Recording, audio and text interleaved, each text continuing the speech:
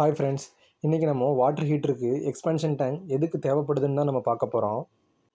நார்மலாக line pressure வந்து 2.5 பார் வரைக்கும் இருக்கும். அது வாட்டர் ஹீட்டருக்கு போகும்போது வாட்டரோட டெம்பரேச்சர் எக்ஸ்பெண்ட் ஆகும்போது ஆட்டோமேட்டிக்காக ப்ரெஷர் வந்து இன்க்ரீஸ் ஆகும் 3.5 பார் வரைக்கும். அதை கண்ட்ரோல் பண்ணுறதுக்கு தான் நம்ம இங்கே எக்ஸ்பேன்ஷன் டேங்க் யூஸ் பண்ணுறோம். ஃபஸ்ட் டைப் பார்த்தீங்கன்னா இது பிளேடர் டைப் எக்ஸ்பேன்ஷன் டேங்க்.